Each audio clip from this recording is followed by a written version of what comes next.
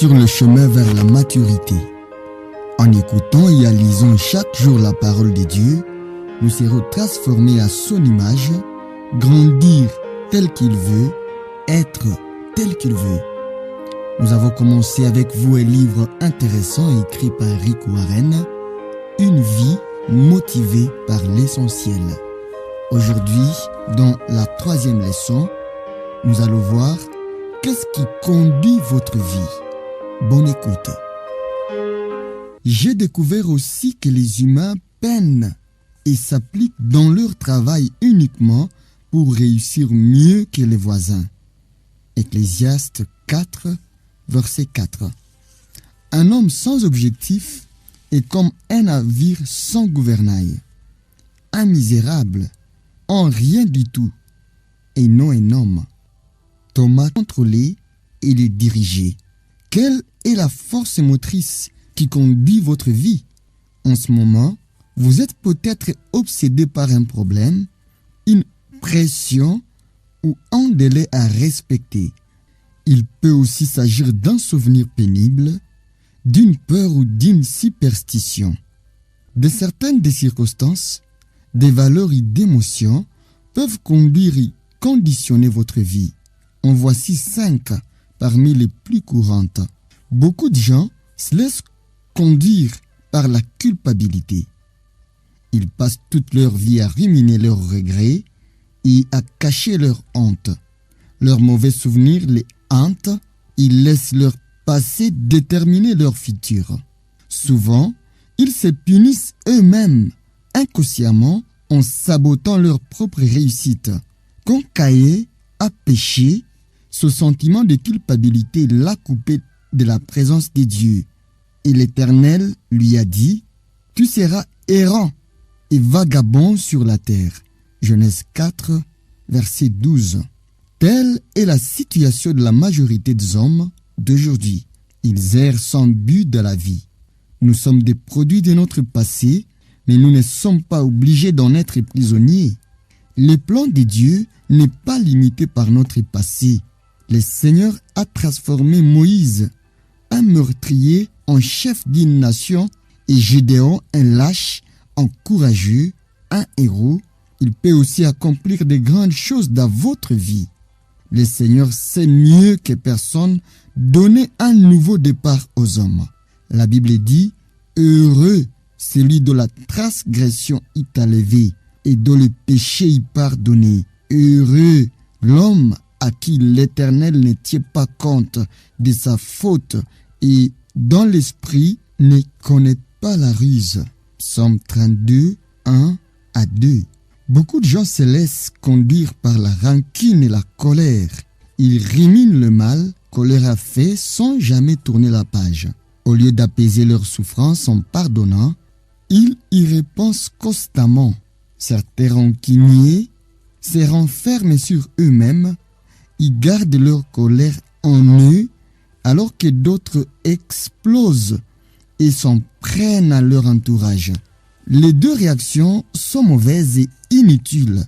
La rancune vous fait toujours plus de mal à vous qu'à votre adversaire. Lui a probablement oublié le mal qu'il vous a fait et a poursuivi sa route, alors que vous continuez à baigner dans votre souffrance et à faire perdurer le passé. Écoutez-moi bien. Ceux qui vous ont blessé dans le passé ne peuvent continuer à le faire que si vous vous accrochez à votre rancune. Ce qui est passé est passé. Rien n'y changera. Votre amertume a pour seul résultat de vous détruire. Pour votre bien, tirez-en la leçon qui s'impose, puis n'y pensez plus. La Bible dit, car c'est l'emportement qui tue en essentiel. C'est la colère qui fait périr les sots. Job 5, verset 2. Beaucoup de gens se laissent conduire par la peur. Leurs peurs peuvent être la conséquence d'une mauvaise expérience, d'ententes irréalistes, d'une éducation trop autoritaire ou même des prédispositions génétiques. Dans tous les cas, ils passent à côté d'occasions rêvées parce qu'ils ont peur de se lasser. Il joue la carte de la sécurité en évitant les risques et en essayant de maintenir les choses telles quelles. La peur est une prison que vous construisez vous-même. Elle vous empêchera de devenir tel que Dieu vous veut. Vous devez la combattre avec des armes de la foi et de l'amour. La Bible dit, l'amour parfait exclut la crainte. La crainte est liée à l'attente d'un châtiment et ainsi, celui qui craint ne connaît pas l'amour dans sa perfection. 1 Jean 4, verset 18. Beaucoup de gens se laissent conduire par le matérialisme. Leur désir d'acquérir des biens devient l'objectif principal de leur vie. Ils pensent que plus ils ont de biens, plus ils seront heureux, auront de l'importance et se sentiront en sécurité. Mais c'est faux. Les biens ne procurent qu'une joie passagère. Comme les objets ne changent pas, nous nous enlaçons et nous en voulons sans cesse de nouveau, plus cher et plus beau. Certains pensent qu'en accumulant des biens, ils gagnent en importance. Or, la valeur personnelle n'a rien à voir avec l'épaisseur du portefeuille. Notre valeur n'est pas définie par nos biens. Et Dieu affirme que les plus grands trésors de la vie ne sont pas les trésors matériels. Beaucoup croient que la richesse augmente la sécurité. C'est faux. Des circonstances indépendantes de notre volonté peuvent nous faire tout perdre en un instant. Nous trouverons la vraie sécurité que dans quelque chose que personne ne peut nous enlever. Notre relation avec Dieu. Beaucoup de gens se laissent conduire par leur besoin d'être approuvés. Ils laissent les désirs de leurs parents, de leurs conjoints, de leurs enfants, de leurs enseignants et amis contrôler leur vie. Beaucoup d'adultes essaient encore d'obtenir l'approbation de leurs parents, impossible à satisfaire. D'autres se laissent conduire par les attentes de leur entourage et ont tout le temps peur de ce que l'on peut penser d'eux. Hélas, ceux qui suivent la foule finissent par s'y perdre. Je ne connais pas toutes les clés du succès, mais je sais qu'essayer de plaire à tout le monde mène à l'échec. En vous laissant influencer par l'opinion des autres, vous manquerez à coup sûr les plans de Dieu pour votre vie. Jésus a dit, « Personne ne peut servir deux maîtres. » Matthieu 6, verset 24. D'autres éléments peuvent diriger votre vie, mais tous mènent à la même impasse. Potentiel non exploité, tensions inutiles, vie peu satisfaisante. Dans ce parcours de 42 jours, vous apprendrez à mener une vie motivée par l'essentiel, à vous laisser guider, contrôler et diriger par les projets de Dieu. Rien ne compte plus que de connaître les plans du Seigneur pour votre vie et rien ne peut compenser le fait de ne pas les connaître. Ni les succès, ni les richesses, ni la célébrité, ni les plaisirs. Sans but, la vie est un parcours vide de sens, une série d'activités inutiles et d'événements aux causes inexpliquées. Elle est triste, limitée et sans consistance. Les avantages d'une vie motivée par l'essentiel. Il y a 5 avantages à mener une vie motivée par l'essentiel. Savoir quel est votre objectif donne un sens à votre vie. Nous avons été créés pour que notre vie ait un sens. Certains se livrent à des pratiques douteuses comme l'astrologie ou la voyance afin de les découvrir. Lorsque la vie a un sens, on arrive à supporter presque n'importe quoi. Dans les cas contraires, rien n'est supportable. Un jeune homme d'une vingtaine d'années a écrit « Je me sens misérable parce que je me bats pour devenir quelqu'un sans même savoir où cela me mène. Je me contente d'avancer sans but, mais si je découvre un jour ma raison d'être, je pourrais commencer à vivre. Sans Dieu, la vie n'a aucun sens et nous n'avons aucune raison d'être ni aucun espoir. » Dans la Bible, de très nombreux hommes ont exprimé leur désespoir. Ésaïe s'est plaint. « Je me suis fatigué pour rien, c'est inutilement. Oui, c'est en pure perte que j'ai usé mes forces. Ésaïe 49, verset 4. Job a dit, mes jours tirent à leur fin sans qu'il y ait d'espoir. Job 7, verset 6. Et je suis plein de dégoût, je ne durerai pas toujours. Laisse-moi donc tranquille, ma vie est si fragile. Job 7, verset 16. Le plus grand drame n'est pas de mourir, mais de vivre sans but. L'espoir est aussi essentiel à notre vie que l'air et l'eau. Pour tenir bon, il nous faut avoir une raison d'espérer. Le docteur Bernie Siegel pouvait savoir lequel de ses patients atteints du cancer entrerait en phase de rémission à leur demanda. Voulez-vous vivre jusqu'à 100 ans? Ceux qui avaient une solide raison de vivre répondaient par l'affirmative et avaient beaucoup plus de chances de survivre que les autres. L'espoir vient d'une solide raison de vivre. Si vous êtes désespéré, reprenez courage. Quand vous commencerez à vivre avec un objectif, des merveilleux changements se produiront. Dieu a dit, car je connais les projets que j'ai conçus en votre faveur, déclare l'Éternel. Ce sont des projets de paix et non de malheur, afin de vous assurer à désespérer. Reprenez courage. Quand vous commencerez à vivre avec un objectif, des merveilleux changements se produiront. Dieu a dit, car je connais les projets que j'ai conçus en votre faveur, déclare l'Éternel. Ce sont des projets de paix et non de malheur, afin de vous assurer un avenir plein d'espérance. Jérémie 29, verset 11. Peut-être pensez-vous vous trouver dans une situation impossible, mais la Bible dit, Dieu a le pouvoir de faire infiniment plus que ce que nous demandons ou même imaginons par la puissance qui agit en nous. Éphésiens 3, verset 20. Savoir quel est votre objectif vous simplifie la vie. Cela vous permet de définir ce que vous ferez et ne ferez pas.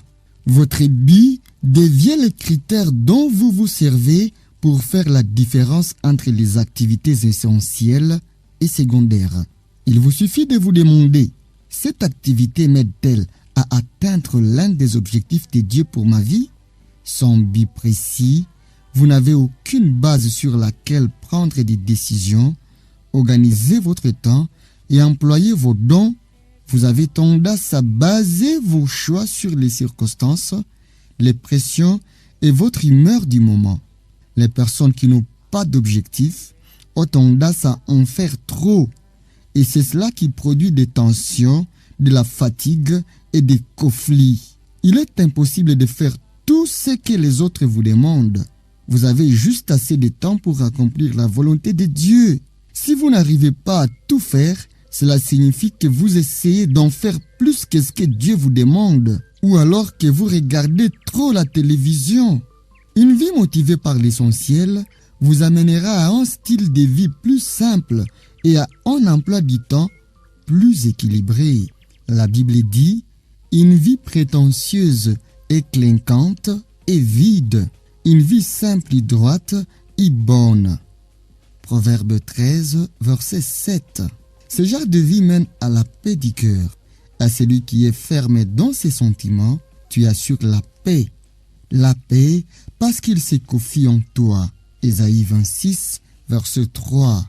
Savoir quel est votre objectif vous aide à faire les bons choix. Vous concentrez ici vos efforts et votre énergie sur ce qui est important. En faisant les beaux choix, vous devenez plus efficace. Par nature, nous avons tendance à nous laisser distraire par des choses sans importance. Nous jouons avec notre vie. Henri David Thoreau a fait remarquer que les gens vivent dans un désespoir silencieux. Mais aujourd'hui, il serait plus juste de dire qu'ils passent leur temps à des distractions inutiles. Beaucoup ressemblent à des bateaux sans gouvernail. Ils tournent en rond à une allure folle, mais sans jamais aller nulle part. Sans objectif précis, vous risquez de changer régulièrement de direction, de travail, de relations, d'église, etc. en espérant chaque fois mettre fin à votre confusion ou remplir les vides de votre cœur. Vous vous direz, cette fois, ce sera peut-être différent, mais cela ne résoudra pas votre vrai problème. Le centre et le but de votre vie ne sont pas bien définis. La Bible nous conseille, ne soyez pas sans intelligence, mais comprenez quelle est la volonté du Seigneur. Éphésiens 5, verset 17. Le pouvoir de la concentration peut se voir dans la lumière. La lumière diffuse n'a pas beaucoup de puissance ni d'impact, mais vous pouvez concentrer son énergie en l'orientant. Avec une loupe, les rayons du soleil peuvent être concentrés de façon à mettre le feu à de l'herbe ou du papier. Concentrez encore davantage les rayons lumineux et vous obtenez un rayon laser capable de couper de l'acier. Rien n'est aussi puissant qu'une vie bien orientée avec des objectifs. Les hommes et les femmes qui ont le plus marqué l'histoire sont ceux qui étaient les plus déterminés. C'était le secret de l'apôtre Paul, et cela lui a permis de répandre le christianisme dans tout l'Empire romain. Il a expliqué, « Je fais une chose, oubliant ce qui est derrière moi, et tendant toute mon énergie vers ce qui est devant moi, je poursuis ma course vers le but. » Philippiens 3, verset 13. Si vous voulez que votre vie ait un impact, trouvez-lui un centre. Cessez de vous disperser. N'essayez plus de tout faire. Ralentissez. Renoncez même à de bonnes activités et ne faites que ce qui est le plus important. Ne confondez jamais l'activisme et les rendements. Vous pouvez être très occupé sans but précis, mais à quoi bon? Paul a dit, nous tous qui sommes spirituellement adultes, ayons cette même préoccupation. Philippiens 3, verset 15. Savoir quel est votre objectif vous motive. Les buts que nous nous fixons nous passionnent. Un défi précis nous remplit d'énergie, tandis qu'un manque de vision nous démotive complètement. Nous n'avons même plus envie de sortir du lit. Généralement, ce n'est pas la surcharge du travail qui nous épuise, nous affaiblit et nous retire toute la joie, mais le caractère inutile d'une tâche. Georges Bernard Shaw a écrit « La vraie joie de la vie, c'est de participer à une mission que vous considérez comme essentielle. Vous devenez alors une force de la nature au lieu de rester un être égoïste, amer et grognon qui se plaint que le monde ne désire pas son bonheur. Savoir quel est votre objectif vous prépare pour l'éternité. Beaucoup passent leur vie à tenter de laisser une trace durable ici-bas. Ils veulent qu'on se souvienne d'eux après leur mort. Et pourtant, ce n'est pas ce que les autres disent de notre vie qui compte le plus, mais la vie de Dieu. Certains n'arrivent pas à comprendre que tout ce qu'ils peuvent accomplir de grand finit par être dépassé. Les records sont battus, la célébrité disparaît peu à peu et les hommages s'oublient. James Dobson voulait devenir le champion de tennis de son collège. Il fut très fier le jour où le déposa son trophée bien à vue dans la vitrine de l'école. Des années plus tard, quelqu'un le lui renvoya par la poste. Il l'avait retrouvé dans une poubelle lors de la rénovation des bâtiments. James conclut, tôt ou tard, tous vos trophées seront jetés à la poubelle par quelqu'un d'autre. Vivre pour laisser une trace ici-bas est un objectif court terme. Il est beaucoup plus sage de se bâtir un héritage éternel. Vous n'avez pas été placé sur terre pour qu'on se souvienne de vous, mais vous préparez votre éternité. Un jour, vous vous trouverez devant Dieu et il fera le bilan de votre vie, un examen final avant que vous n'entriez dans l'éternité.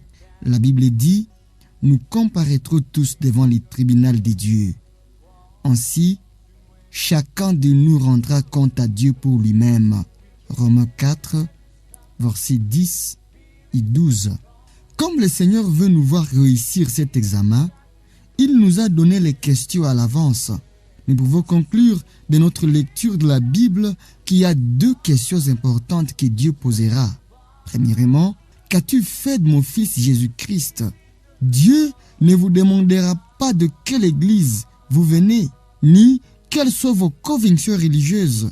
Tout ce qui comptera à ses yeux, ce sera de savoir si vous avez accepté ce que Jésus a fait pour vous et si vous avez appris à l'aimer et à lui faire confiance.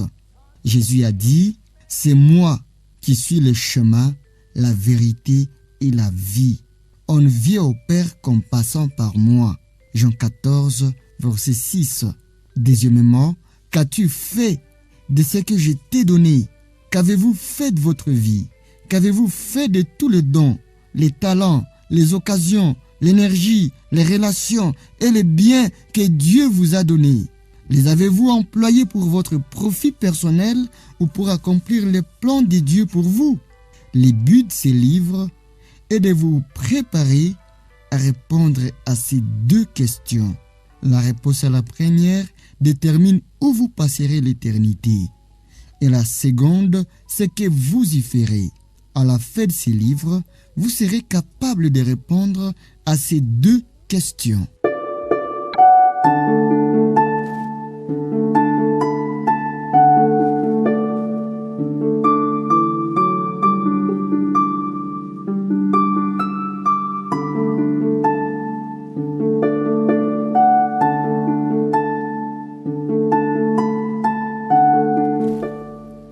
Jour 3. Définir mon objectif et aider à méditer. Savoir quel est mon objectif représente le meilleur moyen d'être en paix. Verset à retenir, à celui qui est ferme dans ses dispositions, tu assures une paix parfaite parce qu'il se confie en toi. Ésaïe 26, verset 3. Question à me poser, d'après ma famille et mes amis, quel est le but prioritaire de ma vie? Quant à moi, par quoi est-ce que je souhaite me laisser conduire?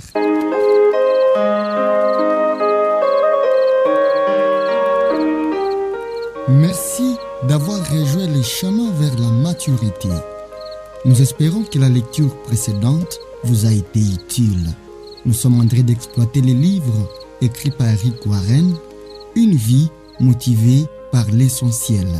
Nos adresses s'affichent sur votre écran. Abonnez-vous et exprimez-vous. Grâce et paix au Fils de Dieu.